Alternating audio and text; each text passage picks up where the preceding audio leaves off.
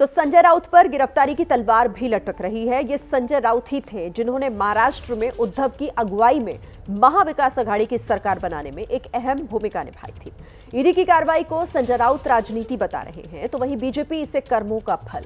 आखिर कौन है संजय राउत? ऐसे कैसे एक क्राइम रिपोर्टर से उन्होंने राजनेता तक का ये सफर तय किया? आपको दिखाते हैं राउत की पूरी कहानी अथश्री राउत कथा में। उद्धव के सबसे भरोसेमंद और शिवसेना के चाणक्य कहे जाने वाले संजय राउत को जब पत्राचाल घोटाले में 9 घंटे की तलाशी के बाद जब ईडी की टीम भांडुप वाले घर से बाहर लेकर निकली तो जमकर हंगामा हुआ।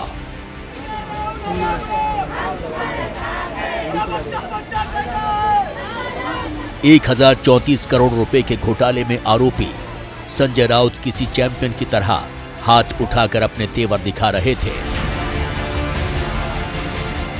मानो कोई मेडल मिला हो। सामने भारी संख्या में मौजूद शिव सैनिक नारेबाजी कर रहे थे।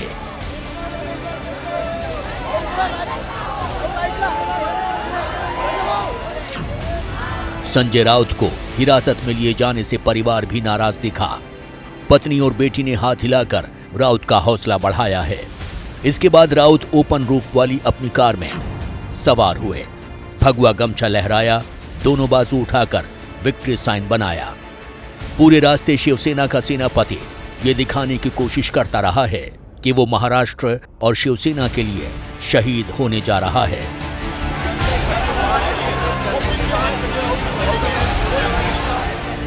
संजय राउत को भांडुप से ईडी दफ्तर तक ले जाने में सुरक्षा एजेंसियों के पसीने छूट गए।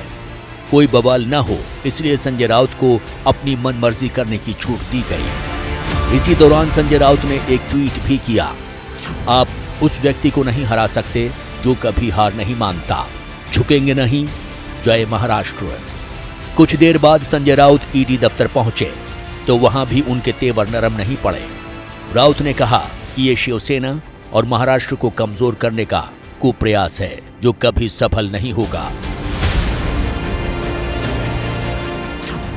मेरे खिलाफ जिस प्रकार से झूठी कार्रवाई, झूठे कागज, झूठे एविडेंस लोगों को मार मार कर पीट कर बनाए जा रहे हैं, ये सिर्फ महाराष्ट्र को कमजोर करने के लिए, शिवसेना को कमजोर करने के लिए।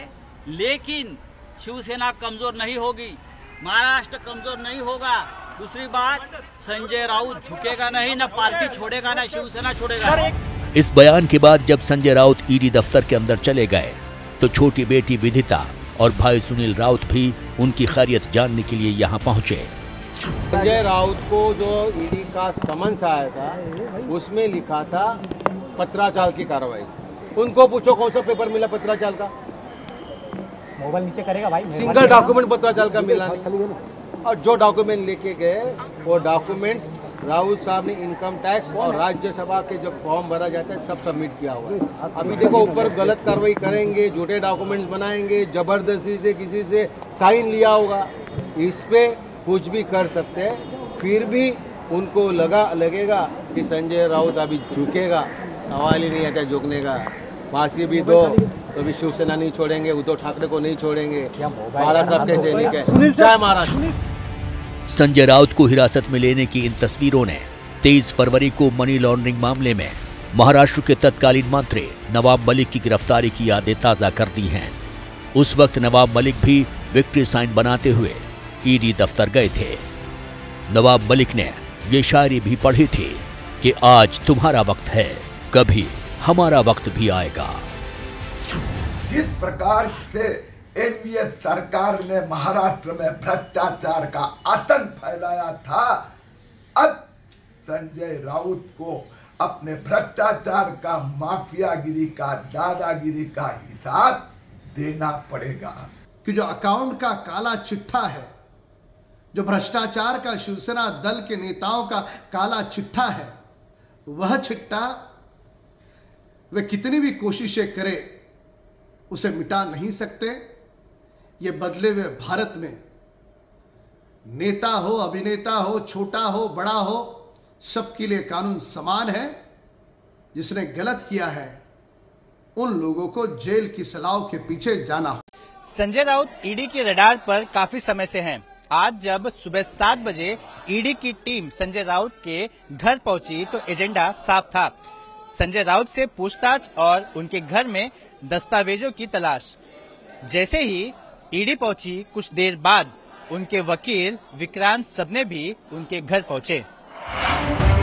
ईडी टीम के पहुंचने के बाद संजय राउत ने ट्वीट किया जिसमें समर्पण नहीं करने के दावे से लेकर बाला साहेब ठाकरे की कसम तक खा ली। झूठी कार्रवाई, झूठा सबूत, मैं शिवसेना नहीं छोड़ूंगा, महाराष्ट्र और शिवसेना लड़ती रहेगी, मैं मर भी जाऊं तो समर्पण नहीं करूंगा। किसी भी घोटाले से मेरा रत्ती भर भी संबंध नहीं है, मैं बाला साहब की कसम लेकर बताता हूं, बाला साहब ने हमें लड़ना सिखाया है, मैं शिवसेना के लिए लड़ता रहूंगा। ईडी की टीम ने संजय राउत से पत्राचौल मामले से जुड़े सवाल पूछे और कई बार दस्तावेज दिखाकर पूछे सवाल। सूत्रों ने एबीपी न्यूज को जानकारी दी है कि ईडी संजय राउत से पत्राचाल मामले में ही पूछताछ कर रही है। ईडी ने राउत के घर से कई सारे दस्तावेज भी खंगाले और इन दस्तावेजों को दिखाकर भी कई सारे सवाल पूछे गए।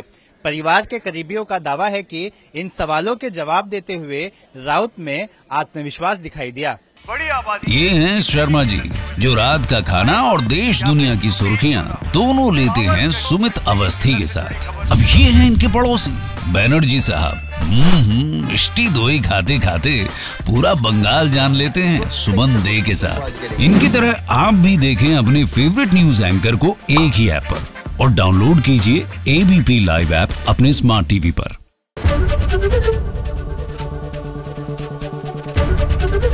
एबीपी न्यूज आपको रखे आगे।